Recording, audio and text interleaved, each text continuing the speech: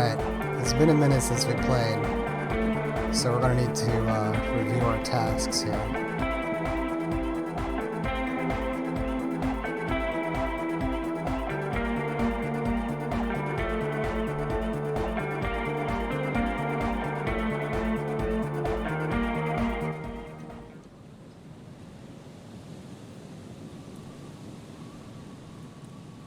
Also, a update to the game came out in the intervening time. I think there's a little bit more stuff, although I think I'm unlikely to find it on this playthrough.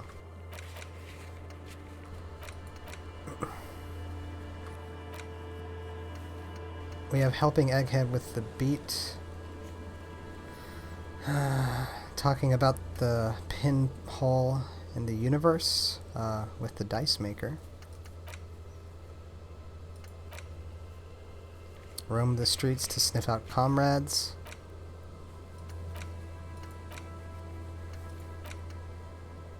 Could talk to Gart about the pinhole, maybe? Ooh, we could let Everett know that we mailed the signature.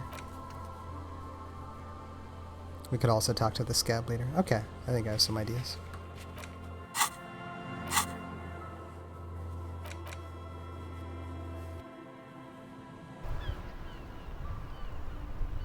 The afternoon sun shimmers off the white on blue police livery of the motor carriage.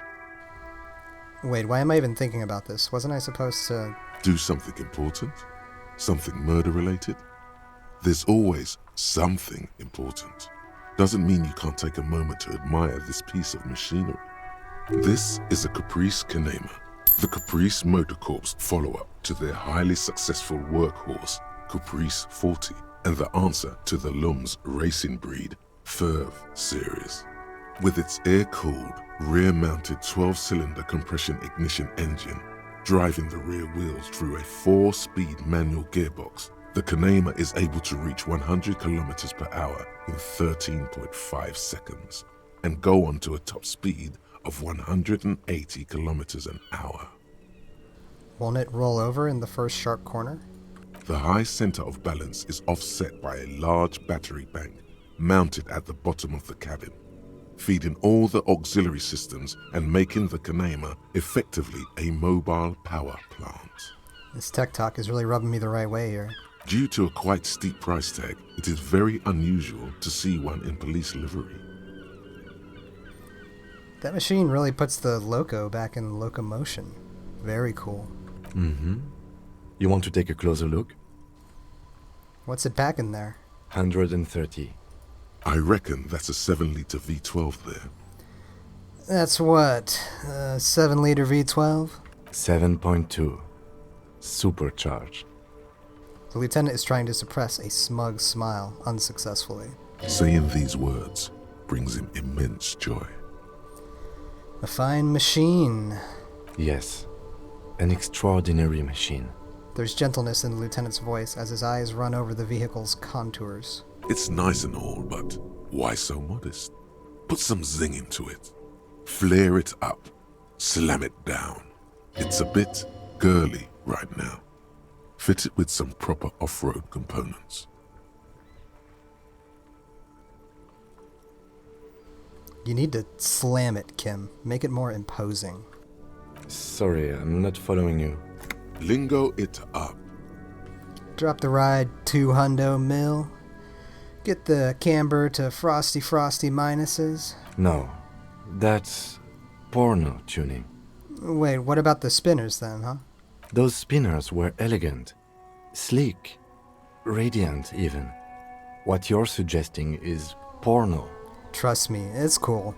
Porno. That's short for pornography. The sole purpose of pornography is to stimulate one's visual sense to evoke sexual arousal. The same is true with the modifications you're proposing. Pornography is something completely different, Kim. That's a negative on the porno. Thank you, though. Okay, let's move.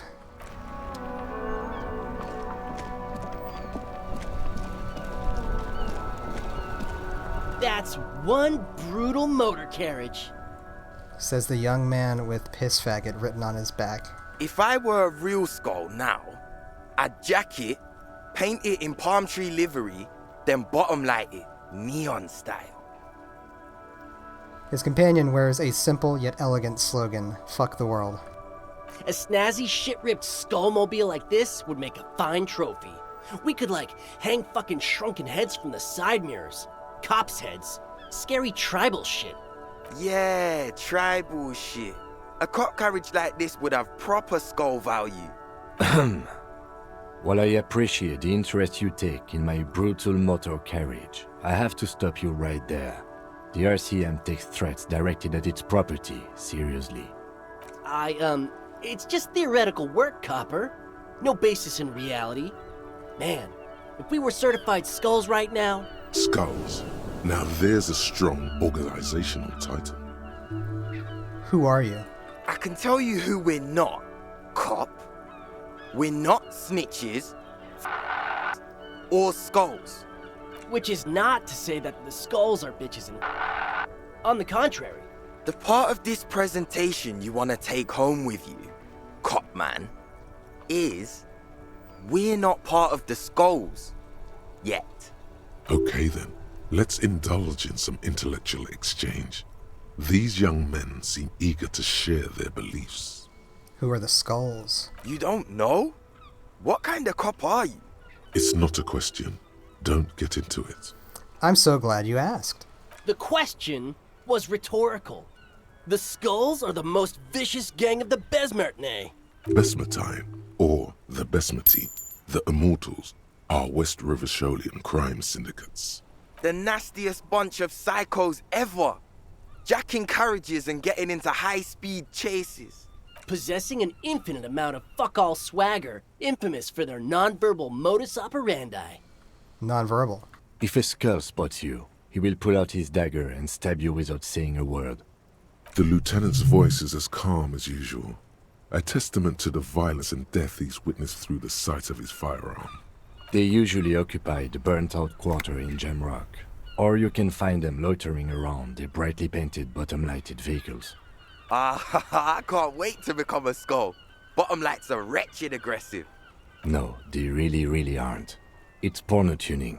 Say no to the porno. Do you know anything about the murder that took place here? Murder? The man was hanged in the backyard of the Whirling in Rags. Yeah, sure. We'll gladly tell you everything we know about it. It was a man. Also, he was hanged. Don't fuck around. I am the law. He was hanged from a tree. Yeah, I mean, duh. These punks don't know anything. Let's just move along. Hey, stop right there. How does one know anything? Ah, this sounds like epistemology, a field so occupied by thought that it begins to question thought itself. I know that you don't know shit. Exactly. How can one know shit? For example, how can one be sure that there truly is a body hanging behind a hostel? What if it's art? Or just a mere specter? Maybe it's true. The hanged man is merely a prop in a performance. We are the audience, and the artist is hiding somewhere in the dark. That could be the case, yeah. A brilliant work of art. No reply. The blonde rebel scratches his chin, deliberately not focusing his gaze on anything. He looks very uncomfortable. Do you guys know Cindy the Skull? Oh yeah, Cindy's a right proper skull. The young man's eyes glaze over, his voice filled with longing. Yeah, a true artist of the future.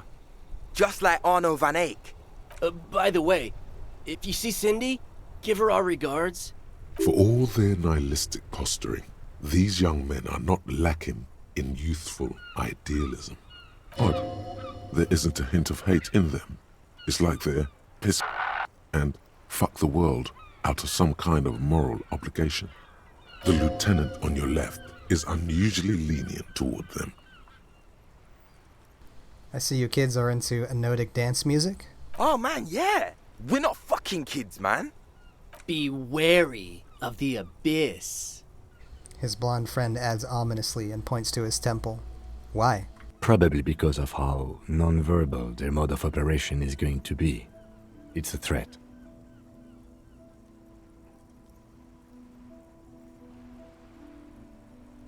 A threat? Good, I like those. But I don't. In fact, I dislike them so much I'm willing to drag you boys back to the station just to calm myself down. Hey, there's no need for that. We're just talking here. Joking too. Stay light, man. Yeah. Didn't you cops, like, have some questions about skulls or some shit? Why aren't there more skulls in Martinez? The Union does their share of policing in Martinez, at least where gangs are concerned. That's why there isn't much organized crime around here. Apart from the unions themselves, of course. Don't you worry about that. We're gonna make up for the deficit. Yeah, we are. Your rhetoric is confusing. Are you part of the skulls or not? We're not franchise skulls. Well, not yet. Once we get our name out there, we'll have a chance to join them. And what makes you think that the organization would accept you? Because we can be just as psycho and vicious. You'll see. But in a non-threatening and definitely legal way. We'll fuck the system from the inside later. Just be cool now. The damage will be tenfold. Right on, fuck. So what's happening now? Enough about this scullery, then. Mm-hmm. What's with the jackets? What about them? Why does your jacket have piss faggot written on it? Well, first off, it's a statement and not necessarily something that characterizes me as a person, even though the statement has character. And I do like piss. The word piss epitomizes the struggle taking place in the world. Things being defined as they seem, not as they are. And, I guess, it's also about communal spirit, the future, and truly appreciating our differences. Also, you've got to admit, it catches the eye. And since the Grand Piper is slowly but steadily moving towards basing the economy on it, attention, it is imperative that the medium itself convey the message. Makes sense.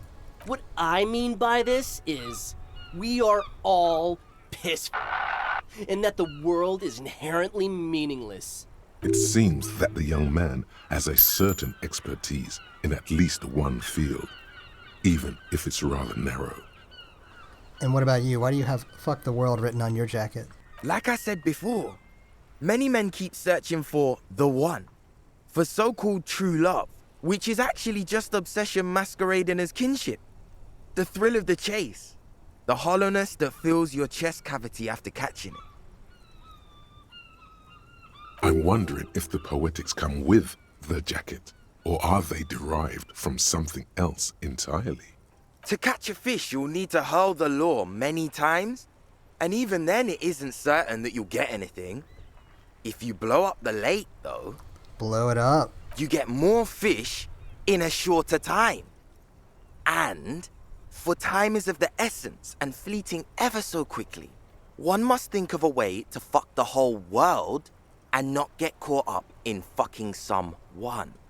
Because when one fucks everything, he fucks nothing. And that, to me, feels glorious. Sticking your dick into the void. Hate to admit it, but in a weird way, he's got a point.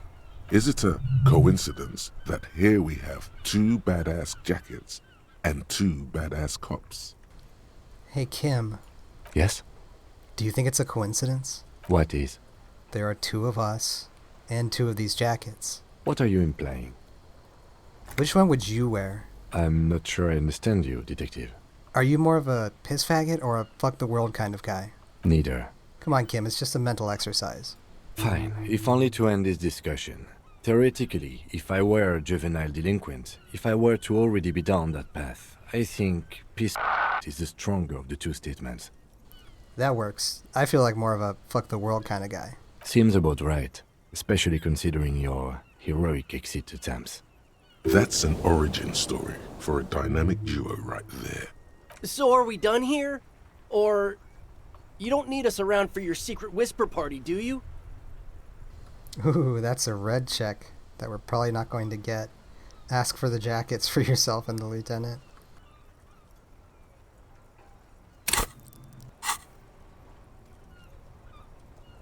Let's see if we could juice Half-Light.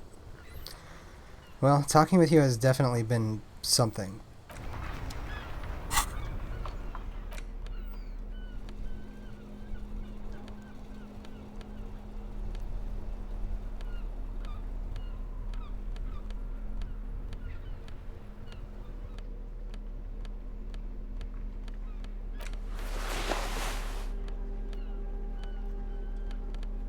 Be nice if there was some kind of way to sort these things.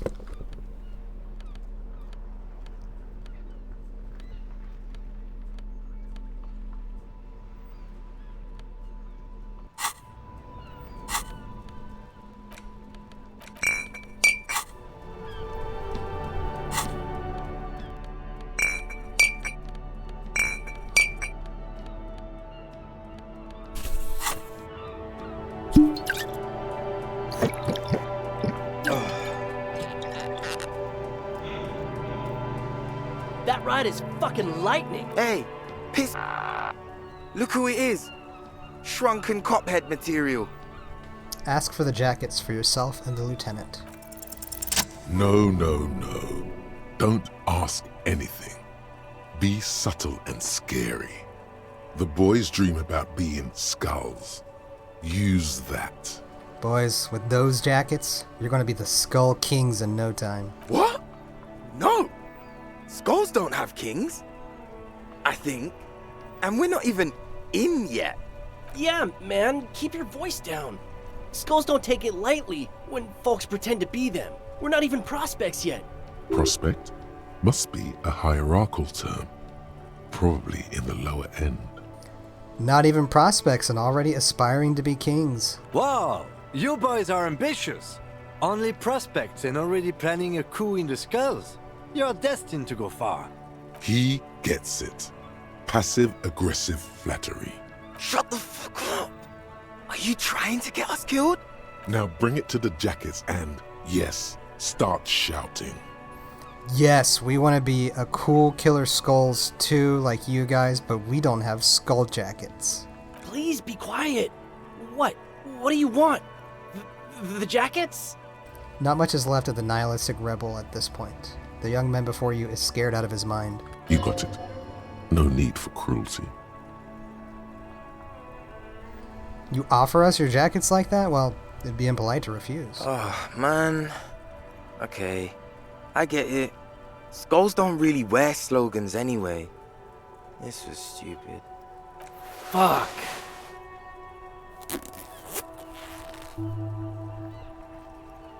The lieutenant watches the boys take their jackets off with mild amusement. Turning to Kim, since you're more of a piss faggot kind of guy, I'll take the other one. I'm absolutely okay with not having either one, thank you.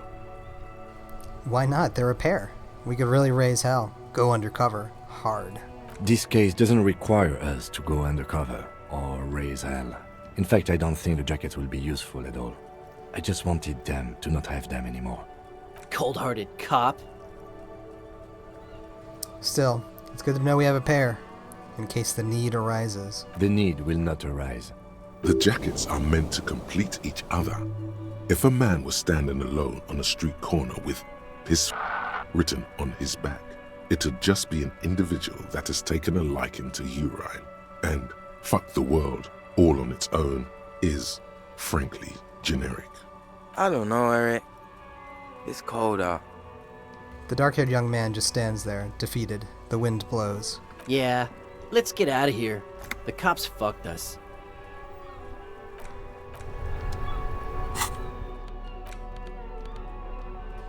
Nice. +1 drama, -1 authority, +1 half-light, -1 rhetoric. Very cool. Those poor guys in their jackets, though.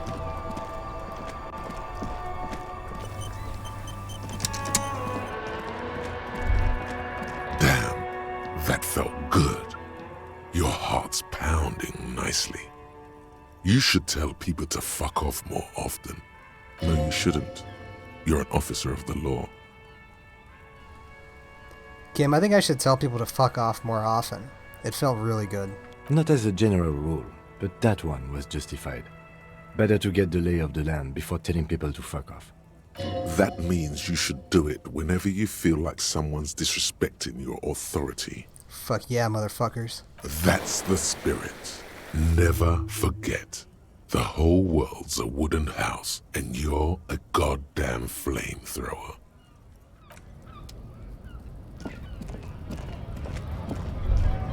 There it is again. That spectral smell haunting this industrial harbor. And it smells like heavy fuel oil, mostly, because it's an industrial harbor. Years of turmoil, of hopes and dreams, ground beneath the inexorable tides of capital. Close your eyes and take a deep breath. Can you smell it now? You inhale. The cilia along your olfactory epithelium tingle with excitement as they sift through the swirling morass of industrial odors. First come the smells of the agitated strikebreakers, layers of body oil and sweat, over-buttered meals pulled from bake-like lunch pails, the biting stench of lye soap. And then there's the slowly oxidizing metal gates, the scent of stale grease emanating from every crack. Still smelling for communists, detective? What makes you say that? No offense, detective, but you are not particularly subtle. The lieutenant's right. It's sort of amazing how unsubtly you're sniffing the air around you. Almost like you're trying to call attention to yourself. What the lieutenant thinks is irrelevant. Your politico-olfactory cortex is lighting up like a holiday display. Look, it's pointing you right to that railing over there. You mean from mañana? Yes, now's your chance to establish contact. But be easy about it. Communists have been known to charge when startled.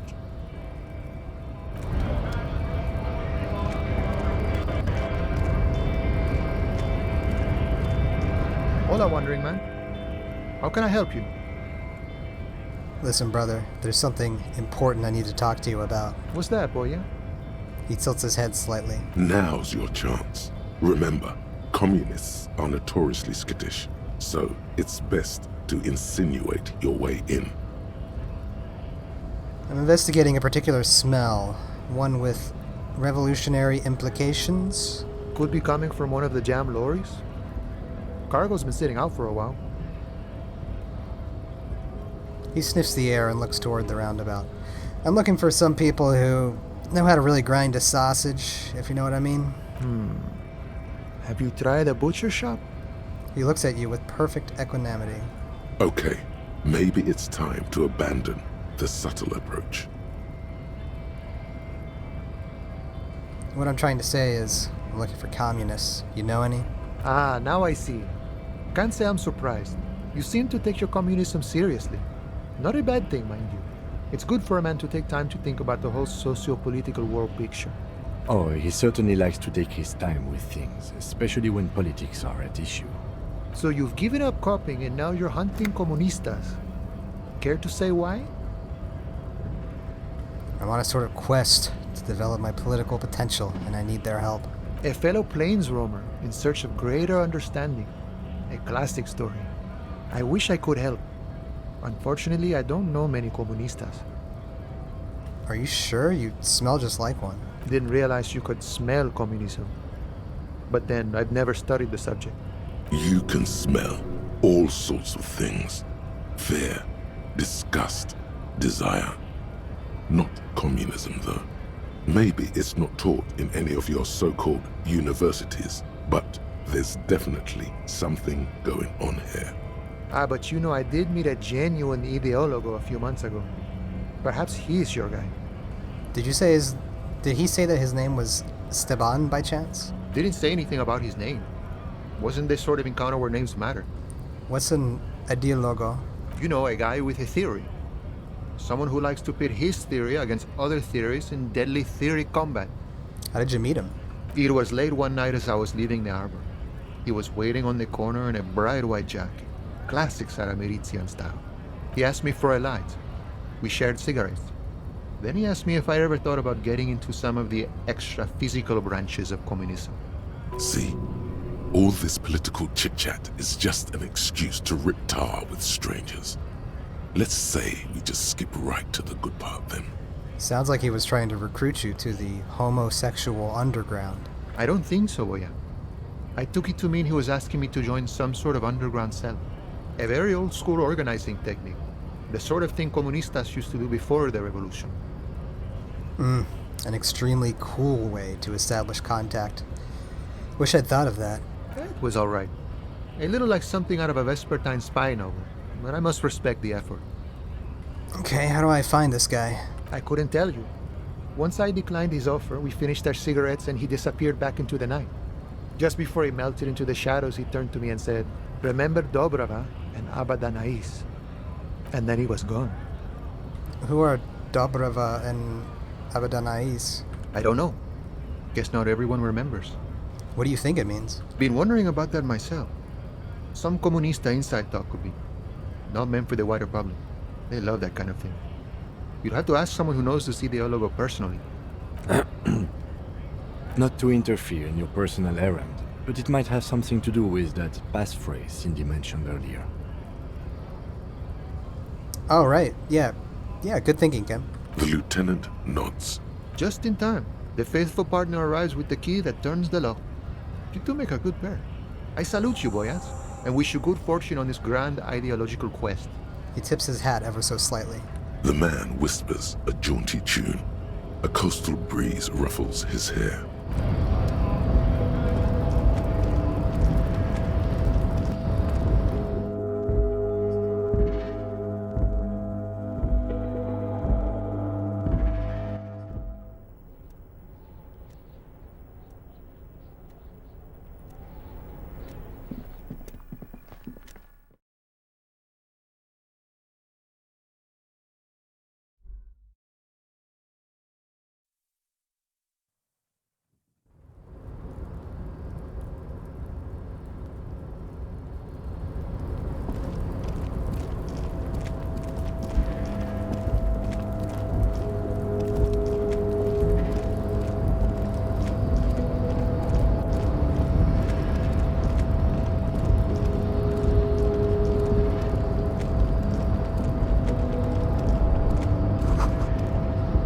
The shipyard ahead is oddly quiet. The great machines are sleeping.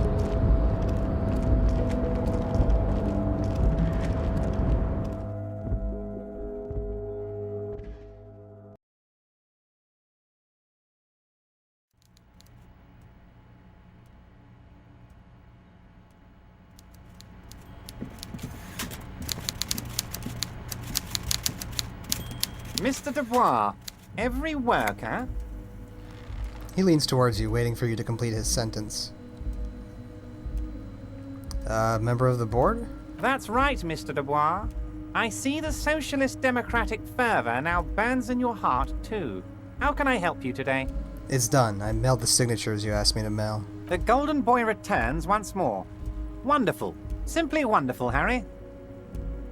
Of course. I already knew this. My friend, the mailman, confirms the letter is on its way. You've done a great thing today. You've given the children of Martinez a bright future, and you've proven yourself someone I can trust. Someone I can really do business with. You're in my inner circle. You too, Mr. Kitsuragi. We can talk about anything. The strike, the murder, your lost gun, nothing is off the table. Oh, Bratan, you play the old man like a three-string banjo. He has no idea. Better not to gloat, sire. 'Tis arrogance that gives the play away. Be subtle. You don't know his full plan. Perhaps he expected trickery. Perhaps the signatures weren't important. The point is, do not think you're ahead of him. Did you order the hangman killed? Order it? You know my men didn't kill him. They told you. It was a happy accident. You know how it is. No one takes the initiative. If I wanted him dead, I would have had to do it myself. And I'm too fat for that. Why are you so fat? Glad you asked. I've got type 2 diabetes because sugar and fat was all my mother had to give me and my brother Edgar when we were kids. Good job too, as it made me ugly. And ugly people, Harry, are much better at politics. What do you gain from him being dead? Why, a war, of course. And what do you have to gain from a war? Victory, Mr. Kitsuragi. I have victory to gain. We are going to start a war with the Wild Pines group and win before they even realize there is a war. Have you ever heard what 2 giant Surai's hornets can do to an entire colony of bees? They destroy it. I have. It's a great story, Harry. Did you also know how the bee colony kills the giant hornet? They swarm and blanket it entirely until it suffers a massive heat stroke and dies. He crosses his hands contently, thinking of the interior temperature of the wasp rising. Harry, we outnumber them 1,500 to 1, and that's just Martinez.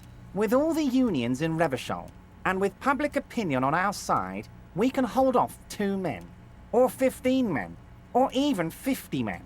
The more they send, the worse it's going to look for them.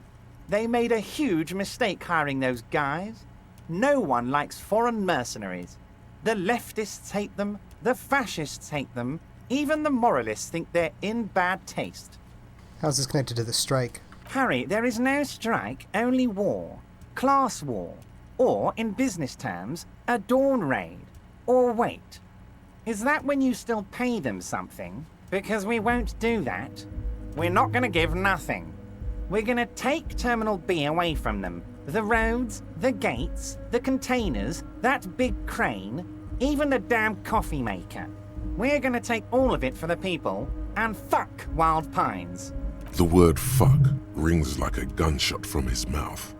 He doesn't swear often. So that's why you haven't let Joyce in? Yes. It's also why I let that midget Gaumont go. He's too nice. I can't put him through this. Plus, he knows how to get in here.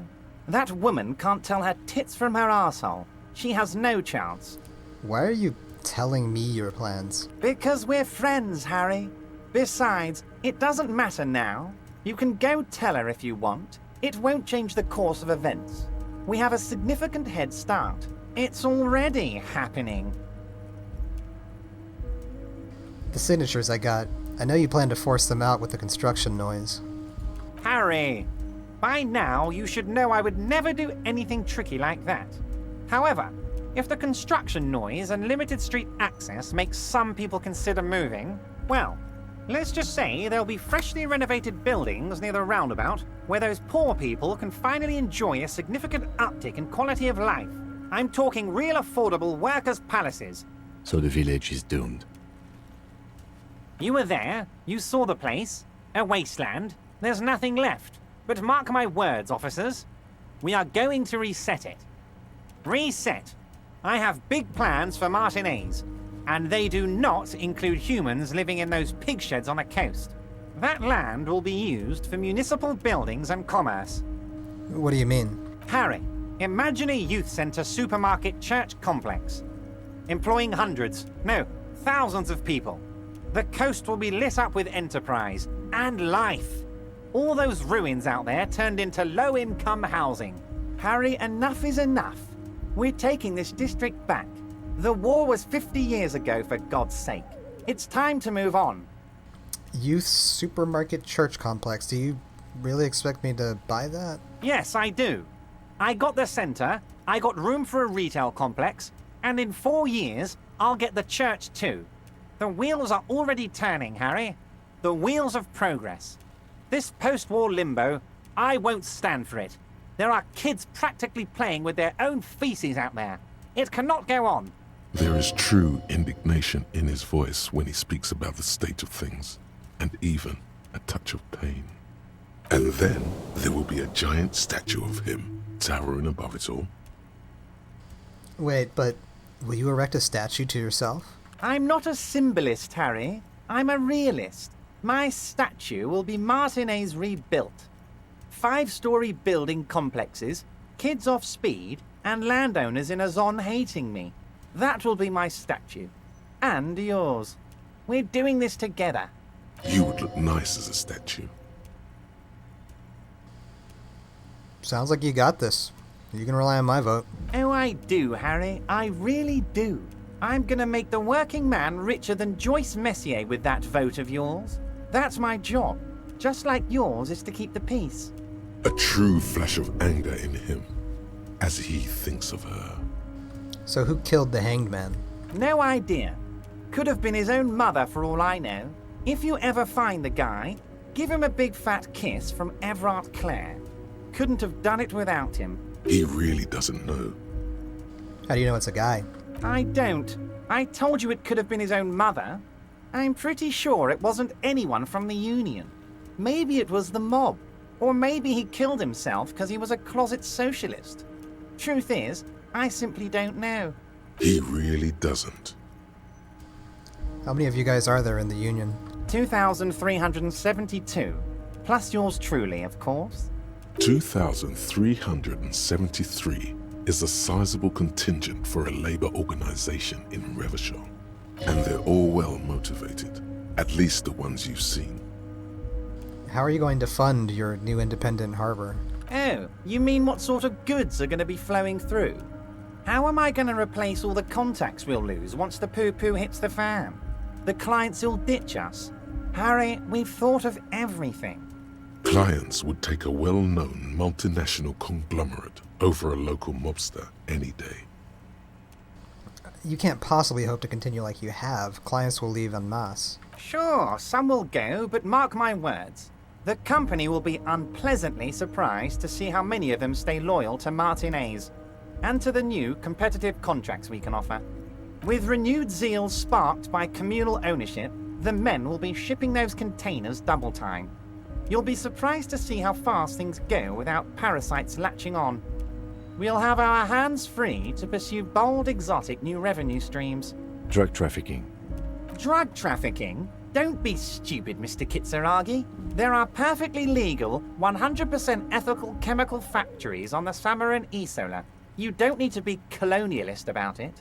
All they do is produce components to keep the pharmaceutical industry running. That's people's health we're talking about. Old grannies, little babes, people with disabilities. That's just the top of the iceberg, though, isn't it? The company thinks transporting these chemicals in bulk looks bad, has bad optics, may be illegal in some countries. The Debarders Union, however, we're all about the large volume column. We're gonna transport the living daylights out of those materials, Harry. So your sick kid can get his Benefed and your wacky uncle doesn't have to come off risperidone. Benefed is a children's cold medicine, usually apricot flavored, and risperidone is used to treat severe psychosis. And the kids on the street can get speed and pyrrolidone. I'm an old-fashioned guy, Mr. Kitsuragi. I sometimes grab a beer with the boys, but I have no idea about the things you just mentioned. But if I were to supply ingredients for some sort of rainbow party, I would make sure the Union took a fantastic share. And I'd keep that stuff far away from Martinez. He's basically admitting to it. Is Ruby helping you secure this fantastic share? Harry, if I was supplying raw materials to drug manufacturers, I would need an army of rubies. Understood.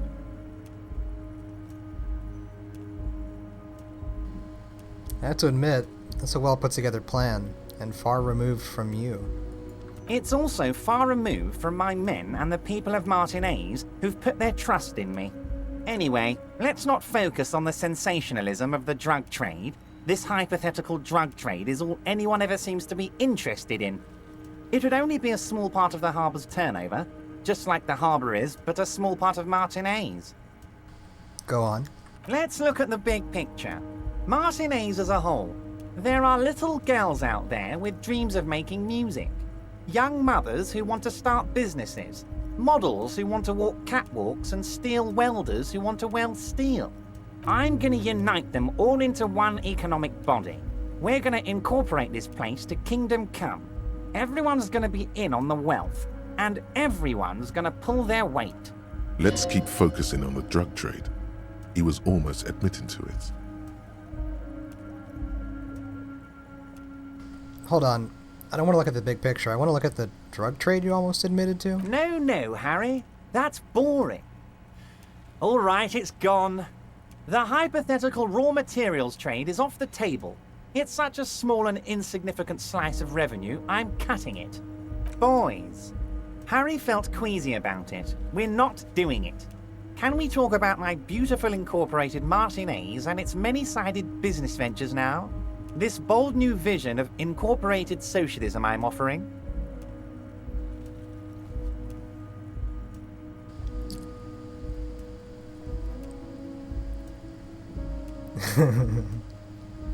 Honestly, it's not my place to judge or express an opinion on this. Harry, the length you're willing to go to keep your nose clean is remarkable. You will always have a warm bed in Mr. Clare's household, my friend, and a special place in the future of Martinez. Can I ask you about specific union members? We're way past specific union members now. This is the big time. We're talking about the future of Revachol here, Harry. You can bother Leonard with that. He loves to run his mouth on such matters. But I'm in big-time mode, Harry. Can I get my gun now? Harry, I've got to be honest with you. Your gun was found 2 days ago.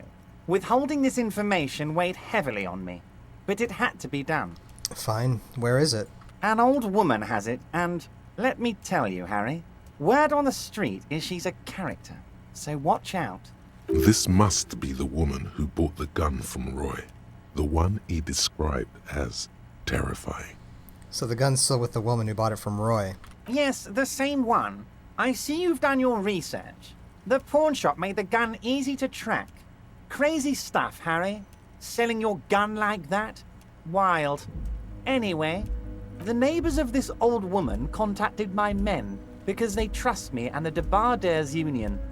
Apparently, she was waving it around at the entrance to her building. Waving the gun around doesn't sound good. None of this does. Who is this old woman? Unfortunately, I don't know anymore. You're gonna have to go in blind, Harry. But she's an old lady. How dangerous can she possibly be? Oh, and she calls herself the Pigs. There it is again. The pigs. Like Roy said, not good at all. I, for one, find it refreshing. Finally, someone calls themselves a pig. It actually sounds extremely bad, but let's not give him the satisfaction. She was waving it around at people. As I said, she's a character. I didn't have time for details. It sounds like she's unstable, but don't worry. No one got hurt. It sounds like a very disturbed and desperate individual. Unstable is good, actually. She will be easier to disarm. No, wait. Actually, unstable is pretty bad.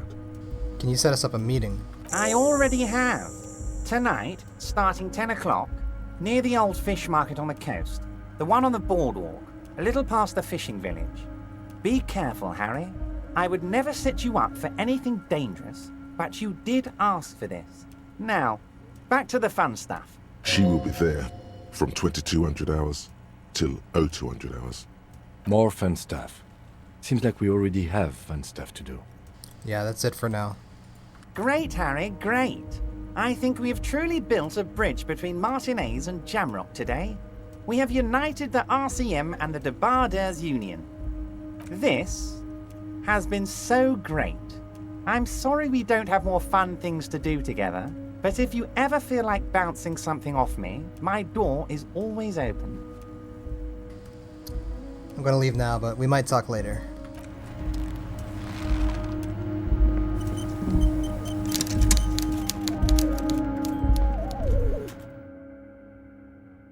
Guy's got some wild plans.